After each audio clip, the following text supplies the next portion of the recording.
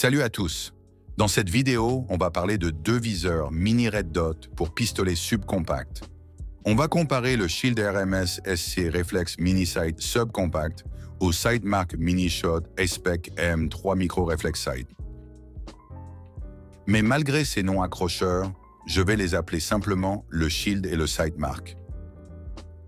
Comme toujours, on va parler de leurs différences, de leurs similitudes et de leurs caractéristiques générales. Mais d'abord, je vais vous montrer ce qu'on trouve dans la boîte.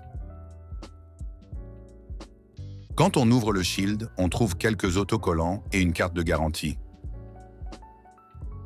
On trouve aussi deux jeux de vis, une cale d'1 degré, un petit cadran pour régler la dérive et l'élévation, quelques rondelles, deux clés Allen, une pile et bien sûr le viseur Red Dot lui-même avec son capuchon de protection.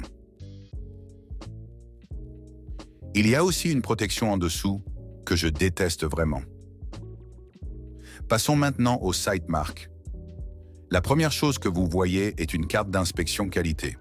Ensuite, il y a un manuel d'utilisation, un chiffon de nettoyage, une pile et un sachet avec plusieurs jeux de vis, des clés Allen et un insert en mousse. Il y a aussi un cadran pour régler la dérive et l'élévation. Et pour finir, le viseur Red Dot lui-même avec son capuchon de protection et un adaptateur Picatinny. Le Shield et le Sightmark sont très similaires dans l'ensemble. Ils utilisent tous les deux l'empreinte Shield RMSC et sont idéaux pour les pistolets subcompacts grâce à leur taille et leur poids. Ils permettent également la co-visée et possèdent tous les deux un capteur pour l'ajustement automatique de la luminosité. Malheureusement, on ne peut pas régler la luminosité manuellement, mais les capteurs font du bon travail. Le Shield reste toujours allumé, alors que le Sightmark s'éteint dans l'obscurité et se rallume avec la lumière ambiante. Le Shield est disponible avec un point de 4 MOA ou de 8 MOA. Le Sightmark n'offre qu'un point de 3 MOA. Et les deux modèles sont uniquement disponibles avec un réticule rouge. Le Sightmark utilise une pile CR 2032 avec une autonomie estimée entre 500 et 100 000 heures. Avec une plage aussi large, je suppose que cela dépend fortement des conditions lumineuses. En revanche, ce modèle spécifique du Shield pourrait laisser croire qu'il accepte une pile plus grande qu'en réalité. Mais malgré ces signaux contradictoires, je recommande d'utiliser une pile CR 1632 plus petite qui devrait tenir environ 9000 heures en lumière du jour normal. Le Shield offre une protection IP67, alors que le Sightmark est un peu en dessous avec un IP55.